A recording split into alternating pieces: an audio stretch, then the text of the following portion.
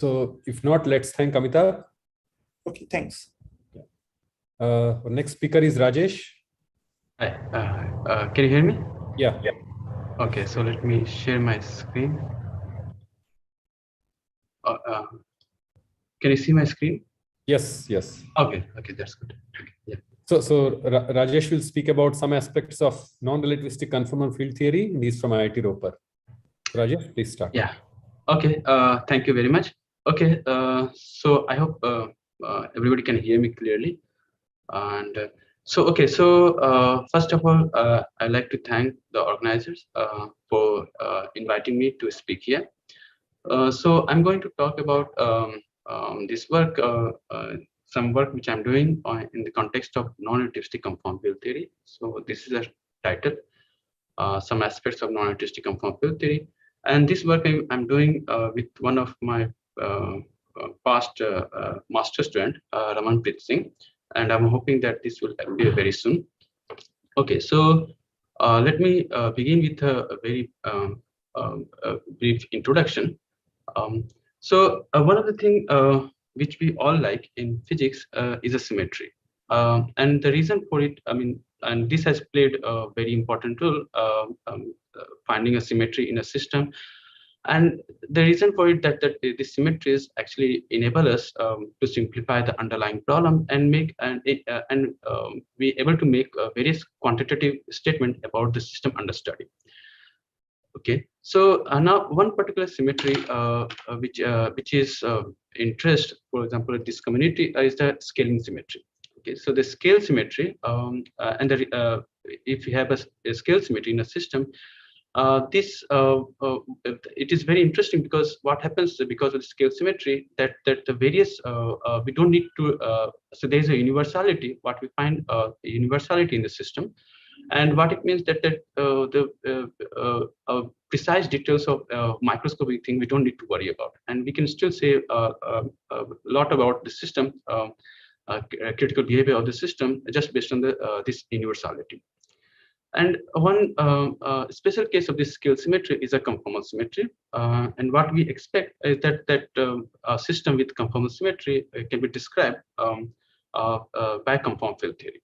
Okay, so this conformal field theory, as a result, has a special significance in the space of all quantum field theories. And one of the reasons, and this is widely, it is it has quite a wider application, ranging from string theory to condensed matter physics, statistical field theory. And one of the reasons is that if you have a system with conformal invariance, then it imposes restrictions on the form of the correlation functions.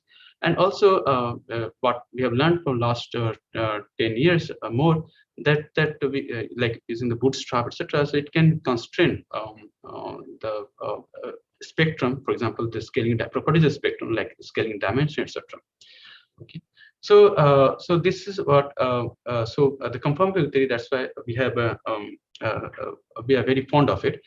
Now, so most of the conformal theory which we used to talk about is a kind of conformal theory where, let's suppose, if you think of when you realize on some geometry, then where in this conformal theory we have space and time are at the equal footing, in the sense that they have a same scaling behavior. So I will call this kind of conformal field theories relativistic conformal field theory because of this scaling nature. But then there's another class of conformal field theory which has been studied quite a lot in the past for various reasons, and that is what I'm going to call a non-relativistic conformal field theory. And the reason I'm going to explain why we call it non-relativistic conformal field theory. So so one of the property of this thing is that there's a variation. I mean, there's a different way the time and space coordinate scales under scaling transformation. So this gives rise another critical exponent, which is called the anisotropic exponent. So for example, let's suppose if you have a system with this anisotropic critical behavior, then let's say 2-point function, if you calculate, then this will have this kind of 2-point functions where we have theta, where we have theta parameter, where the time coordinate scales with lambda to the power theta, and space coordinate will scale with some lambda. And this theta. Rajesh, can you go full screen? Sorry. Okay. Yeah. Is it fine now? Yes. Okay, thanks. Sorry. Yeah. So so then we have let's say if we cover 2-point function, then this will have this kind of scaling property where time and spatial coordinate will scale differently, and delta here is scaling dimension of this 2-point function. Let's say green function, and this what we are interested in. I'm interested in right now for especially this talk is the case where theta is not equal to 1. Okay, so this kind of system are called a strongly anisotropic critical system. So one particular case of this anisotropic critical system is the one where we have this critical exponent theta, the value of it equal to 2. Okay, so this kind of system is described by Schrodinger invariant field theory, and I'm in for my talk, and I will call this kind of field theory a non-relativistic conformal field theory. So I will explain in the next few slides why we call it why this nomenclature conformal here. But this is a kind of thing which I will talk about, the value for which the critical exponent this theta equal to 2. So one particular motivation of this is that this kind of theory has an immediate application. For example, in experimentally achievable system, one like system is like unitary Fermi gas, where we have a system of fermions, free fermion, ideal dilute gases, fermion gases, which are cooled to quite low temperature. And this system, it is experimentally achievable, where we can remove all this length scale, whatever length scale appears in this system, we can get rid of all those things. I mean, we can fine tune the system and such that the system has a scaling property. Okay, and what we expect that this system can be described by a non-relativistic conformal field theory. Okay, so one more. So I will talk about non-relativistic conformal field theory, but a more special case of non-relativistic conformal field theory, which is a conformal field theory with boundary. So so the motivation for this again, I mean, we have been seeing this conformal field theory with boundary in various areas of physics, like wave string theory or condensed matter system. I mean, from the condensed matter perspective, this is much more natural because all the real system comes with boundary. So it is very important, therefore, that if you want to study some statistical system, then it is important for us to understand, and let's suppose near the critical behavior, near the critical point, then to understand the quantum field theory with the boundary. Of course, mathematically also, from theoretical physics point of view, it's of course interesting to understand, but also for a real system, this is natural to study.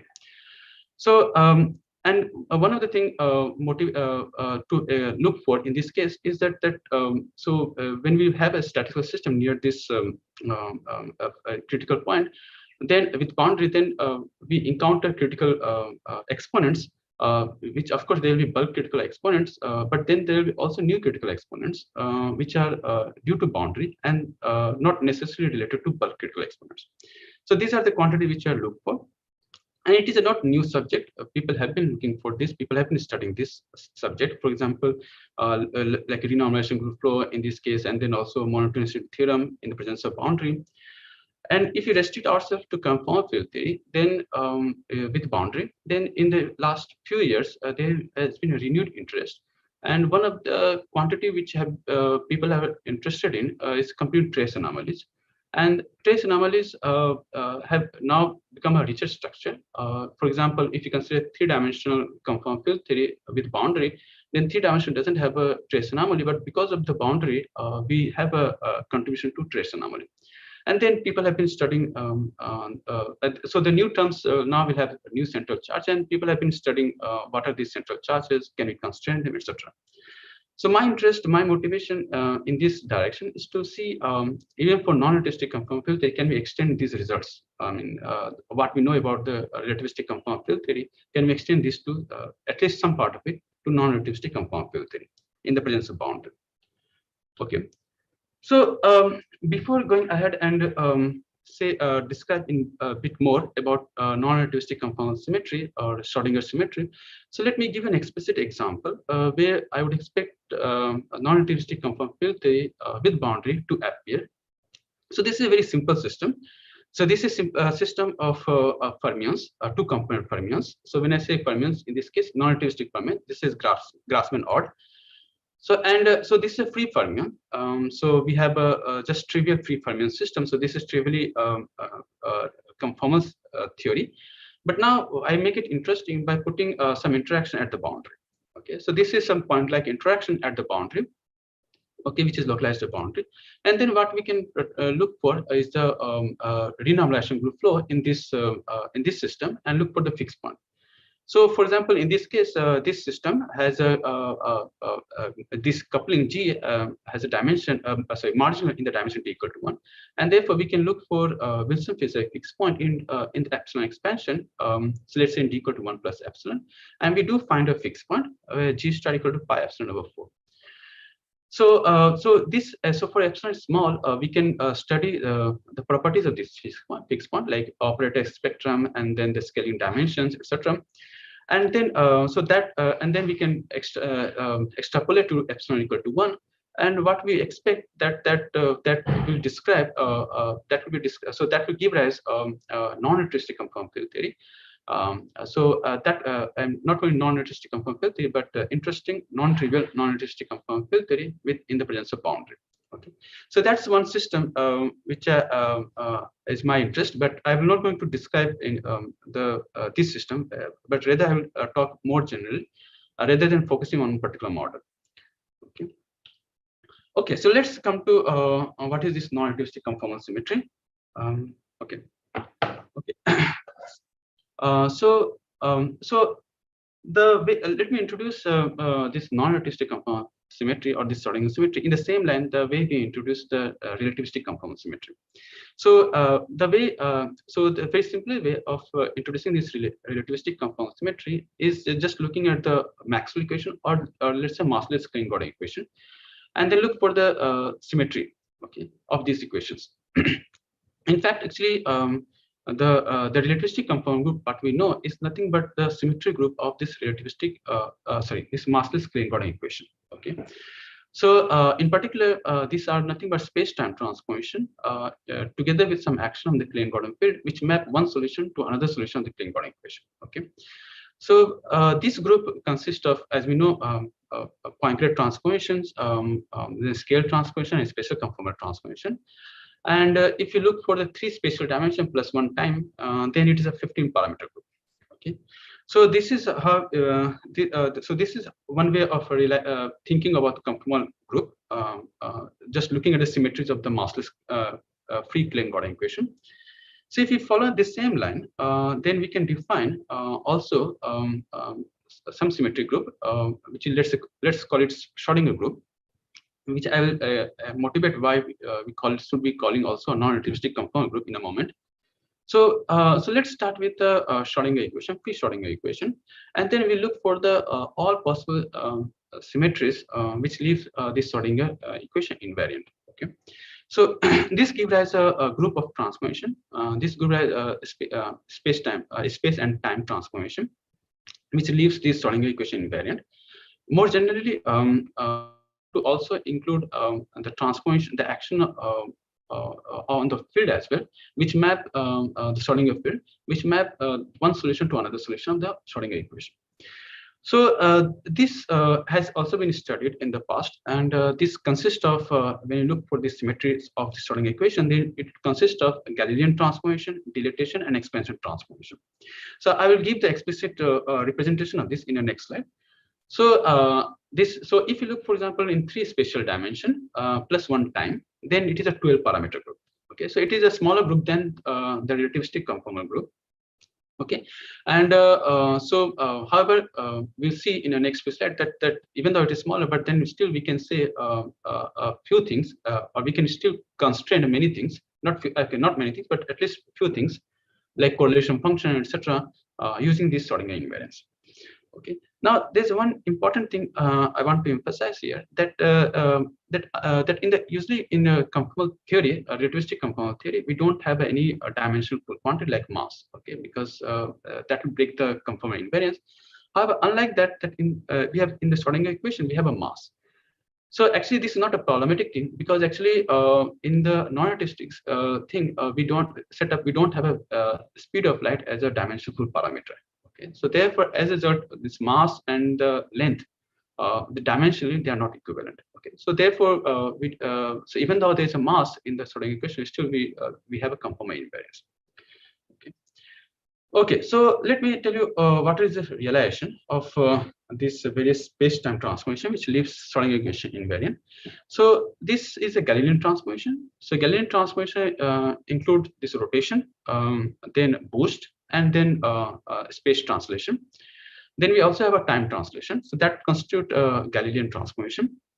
Then we have a scale transformation, which is nothing but spatial coordinate scale by lambda, but then time coordinate scale by lambda square. So that's the theta equal to 2, the anisotropy exponent. And then we have an expansion transformation, which looks like this form. I'm not so sure you can see my cursor or not. I'm not so sure, but okay. So this is expansion transformation. Now, this expansion transformation is very similar to, at least in the spirit, a special conformal transformation. Of course, there is a difference.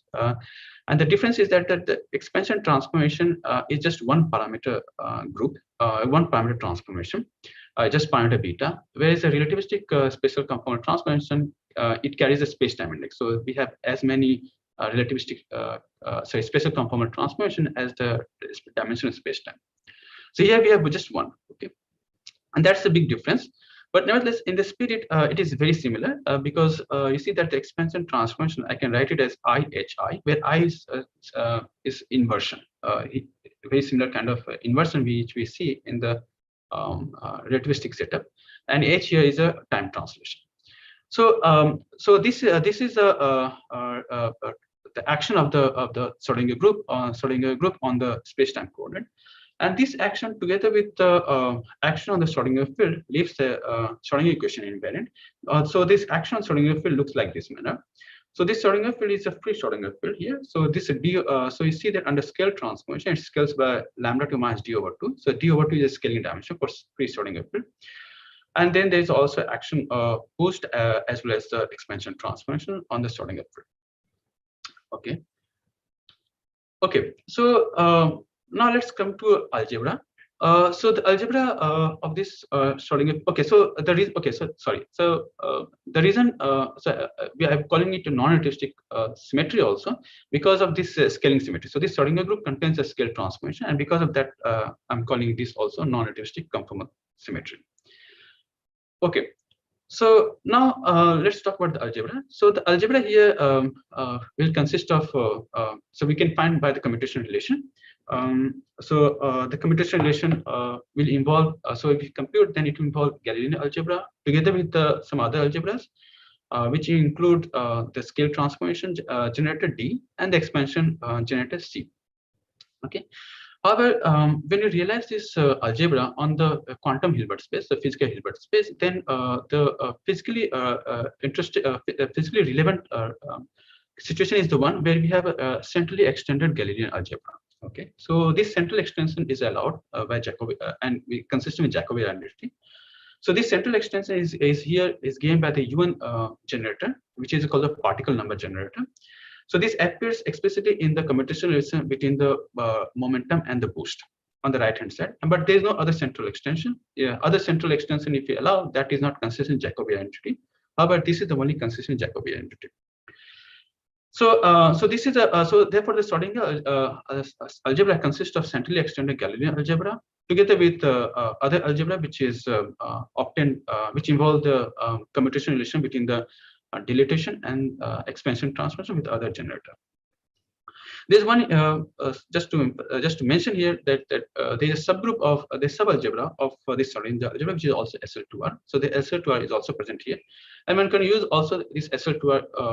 I mean, so I will not talk about this SL2R and the consequence. I mean, if we just use the SL2R, then what people have been studying this SL2R just. But okay, I will not talk about this SL2R in my talk. I will just talk about the full Schrodinger invariance.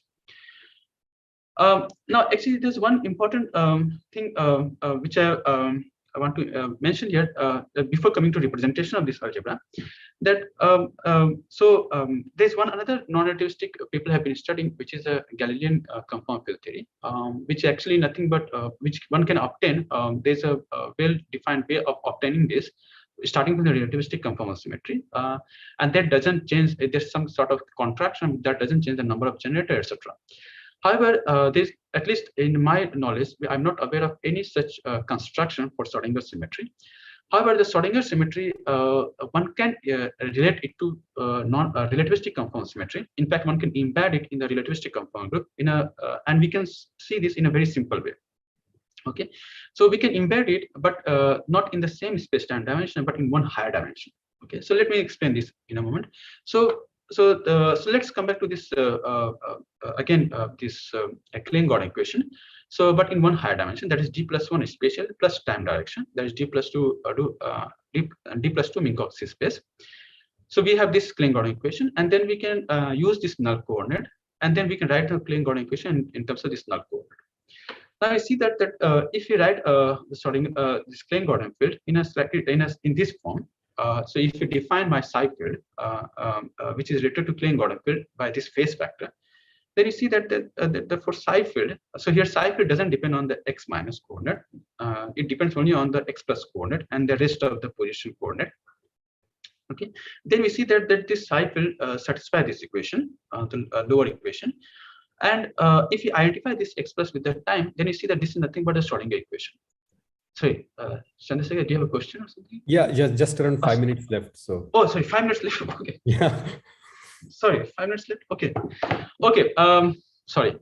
So this is the Schrodinger equation, and then you see clearly here that this Schrodinger symmetry can be embedded in the Klein-Gordon equation. And the only thing we have to do is look for the generator of the original relativistic theory, which commutes with the generator which do a translation along the x minus coordinate. Okay, so this is a p plus coordinate, p plus momentum generator, which generates x minus to x minus plus c. And then we have to look for all the generator of the conformal group which commutes with p plus, and that actually is subalgebra, which is Schrodinger algebra. And now this p plus, which commutes with the rest of this algebra, will act like a particle number generator. Okay. Okay. So now there is a representation of the Schrodinger algebra. So the representation exactly follow the same manner as the relativistic conformal field theory. Basically, we have primary operators and then their descendants. The primary operators are again state of dilatation, particle number operator, and angular momentum. So, for example, this is a scalar primary operator. And then we have a descendants. So here descendants are constructed by acting momentum and the Hamiltonian. So Hamiltonian shift the scaling dimension by 2, and the momentum shift the scaling dimension plus 1 unit. So this is how the representation we can organize. So let's come to correlation functions. So the correlation function again we can obtain by just requiring that the correlation function follow Schrodinger invariance. In other words, we have to just solve the Ward identities of the Schrodinger symmetries. So this gives us a Ward identity, gives us a differential equation, and we can solve it explicitly. So for example, if you solve for 1-point function, it comes out to a 0. 2-point function has this kind of structure, and however, if you compute 3 and higher point function, then it turns out we cannot fix it completely. And this is how the difference comes in between the relativistic and non-relativistic. The non-relativistic is smaller group. So we see that, for example, 3-point function, we cannot fix it completely. We can fix up to some function of v, where v is some cross ratios, which is a Schrodinger invariant cross ratio. So now let's come to the effect of boundary. So when we consider, so the boundaries again, so I don't want let's not motivate. Let's not give me the motivation. So, but when you consider boundary, the conformal symmetry is broken, and it is broken to a certain subgroup, and this subgroup is the one which preserves the boundary. So, for example, let's suppose if we consider a conformal theory on a geometry on a flat space with a boundary at, let's say, one of the coordinate y equal to 0. Then in that case, my reduced conformal symmetry will be the extended Galilean symmetry of the boundary together with the dilatation and the expansion transformation. Okay. And now what I'm interested in, see that what are the effect of this reduced symmetry on the correlation function. Okay. So again, we do the same manner. We solve the Warden entities of the reduced conformal symmetry. So now we find that, for example, one point function is not equal to 0 in a 0 particle sector. If particle number is not equal to 0, then the one point function is still 0. But however, if particle number is 0, then there is a non-zero one point function. 2-point function here we can determine, but there is here we cannot fix it because there is a cross ratio xi, which is function of y1, y2 or t12. So y equal to 0 is the boundary. So this is a bulk 2-point. This is a bulk operator and the 2-point function. And what one of course clearly expect that when this 2-point function of bulk operator, when we take the this y coordinate far away from the boundary, then the full sorting invariance should reach to. Okay, that is z xi should go g of xi should goes to 1 as xi approaches infinity. That is a bulk limit. Okay. Okay, now so we have this is the 2-point function of bulk operator, but now since we have boundary, so now we have a richer structure, and that there are operators which are localized on the boundary. Okay, so these are the boundary operators, and now we can also try to see the correlation functions between bulk and boundary operator, and this will give rise to some new critical exponents. Okay, so this is the 2-point function between bulk and boundary operator. OHAT is a boundary operator, and this you can fix again by solving the Warden entities. In fact, actually, this relation is first. This correlation is important because this also tells you an important thing that this bulk operator can be expanded in a series expansion in terms of boundary operator. And this we see because if we expand this right-hand side in powers of y, the y1, which is y1 is the bulk coordinate, the coordinate of bulk operator, then we have this series expansion. And if you use the 2-point function of the boundary primary operator, which is given by this, then we see that that the bulk operator can be given an expansion, series expansion in terms of boundary primary operator and their descendants. So this is the summation infinite sum. So particle number has to be same in both the sides, but given particle number, let's suppose if we know all possible boundary operator, then it is sum of all these boundary operators. And then for each boundary operator, there's a conformal family which enters here. There's a descendant which enters here, where this D is a differential operator which is given by this. Okay. So this is the expansion. This is a boundary operator product expansion, and this boundary operator product expansion becomes simpler. For example, if I have a bulk operator satisfying Schrodinger equation and the scaling dimension d over 2. In that case, what happens? This boundary operator product expansion receives contribution only from the 2 conformal families, one with scaling dimension d over 2, another with d over 2 plus 1. So this corresponds to bulk operator at the boundary value of the bulk operator as well as the normal derivative. So these are the 2 operators which has a scaling dimension d over 2 and d over 2 plus 1 respectively. And this corresponds, this enters in the operator product expansion for the bulk operator which solves Schrodinger equation. Okay. So now the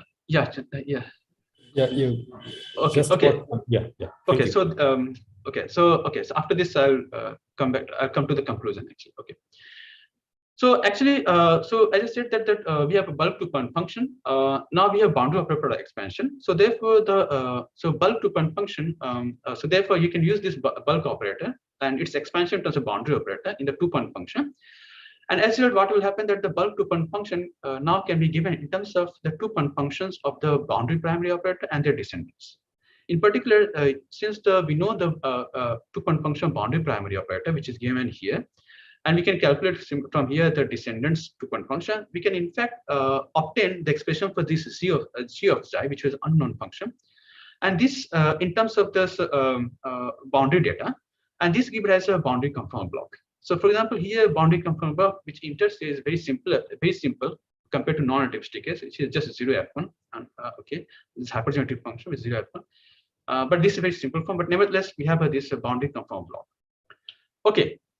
So actually, there's one thing I wanted to say, but I don't have time. Basically, that non-relativistic system can be also placed on a curved spacetime, and this requires something called a Newton-Cartan structure. But okay, but I don't have a time to talk about this. But we can write down the action, which is a diffeomorphic and Weil-invariant action. We can also include boundary, which is just nothing but including some extrinsic curvature. And we can also define displacement operator, etc. So okay, but I don't have time to explain this. So let me come to the summary. So a very short summary is that so non-relativistic systems are important to study. And what I have done here is that we have studied this non-relativistic system in presence of boundary, and we try to understand the effect of these boundaries and what are the critical exponents, new critical exponents. Okay, so we have also so as a conformal field theory, we have studied like a boundary conformal block, and in some particular models we have also analyzed this various spectrum. I'm not describing those models here, but so it will appear in my paper. But now there is a future direction. There's a lot of things one can do. So, for example, as I said, emphasized at the very beginning. So, what happens to the trace anomalies if they because there's also something trace identities, slightly different form, but nevertheless there is trace identity. And now we have a curved spacetime, so we can study trace anomalies. And so, what is the trace anomalies and how it is affected when there's a boundary? Then the bootstrap for non-relativistic system, the monotonicity theorem. So what happens? So actually, this question, there's one question which I'm curious about. Is that can we relate this Schrodinger correlation function with the relativistic correlation function given this null reduction which I mentioned? And then, of course, another thing, supersymmetric extension of this and partition function computation on the curved background, etc. Okay, so yeah, there are many directions. Yeah, so with this, I will stop here. Thank you very much. Thanks a lot, Rajesh. We are running a little late. There is a quick question. Or we can also take up the questions during the, I think, yeah. Gautam, please. Yeah, I had a very short question. Whether the method of images works for yeah. Actually, I mean, so we compute this, like, for example, Green's function, etc. Using the method of images. That's true. Yeah. So there are the word identity like proofs for non-relativistic conformal field theory also, just like Cardy had done. Yeah, actually, okay. So when I did it, I didn't use a method of images. I just directly solve it. But yeah, but it boils down to solving a differential equation, and we can use it method of images. Yeah, to solve that. Yeah, thanks a lot. Yeah, Kaushik. Yeah, I had a question about this point 4 in this page. So the answers that you took for the relativistic wave function to reduce it to the Schrodinger equation, that wave function is not normalizable, right? Yeah, that's true.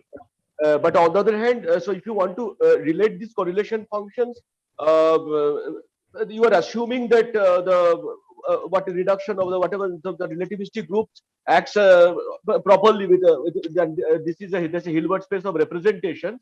Yeah. And that is supposed to be normalizable. So don't That's you true. see a problem in connecting? Yeah, exactly. So that's what I'm saying, that I have not seen this relation, and I'm not so sure. So okay. I don't know exactly. Maybe maybe you have answered this, that we may not.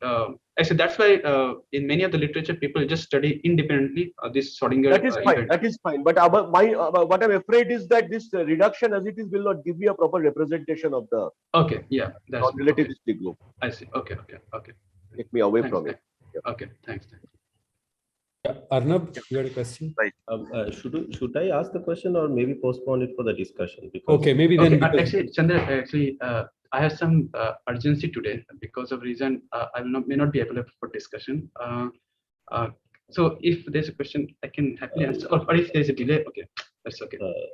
Well, okay. Let me just quickly ask. Maybe I can touch base with you later. Yeah, it's just sort of a comment / question regarding the monotonicity theorem that you mentioned. I mean, generally, what seems to be the case is that because you have a less amount of symmetry, it's a bit hard to prove it in general. That's true. But what might happen is for large N systems, if you go through that kind of, if you go to that corner, you might be able to prove monotonicity theorems a bit more. Okay, thanks. This thing, but there is a risk in the sense that it might become trivial. So that is it. And my question was sort of mostly, tangential to your talk actually, because I think you talked about the cases for when the dynamical exponent is 2, right? That's true. General dynamical exponents. No, I talked about theta equal to 2. Yeah. So my question was sort of that: how much of this you expect to kind of carry on for when theta is not equal to 2? Actually, okay. So first of all, I was looking for the literature. Maybe you can help me in this. So what we know about away from theta equal to 2? Okay, so do we have a conformal invariance or at least the group where we have a scaling symmetry, etc.? Yeah, we have a scaling symmetry. It's just that you don't have the special conformal or what you call this. I forgot what you call Expansion this. transformation. Yeah, so that one is gone, but Okay. scaling symmetry is certainly there, and the representations, etc., they are also perfectly fine, except that now you have a less symmetric situation. I see. Life is more challenging. I but, see. But yeah, I mean, maybe we can talk later. Yeah, maybe, yeah, sure. If you want time. Okay. Yeah. Thanks. So we are really running late. I So see. a couple of more questions are there. Is it fine if they take it offline? Or if it's very quick from TIFR, QST? It's fine. We can do it later. Okay. Thank you. Yeah. Okay. Yeah. Okay. Thanks. Okay. Thanks, Rajesh. Thanks a lot. Shreyas, I mean, if please drop me an email because actually because of some urgency, I may not be available during the discussion session. Yeah. So okay. Somdatta, you can also ask later, please. I have a very quick question. Okay. So the question is, are there any gravity duals to this kind of story? Yeah. So people have been studying the Schrodinger symmetries. Yes. And there people have been studying the correlation functions and there's this ADS50 kind of thing for Schrodinger theories. Yeah. Okay, thanks.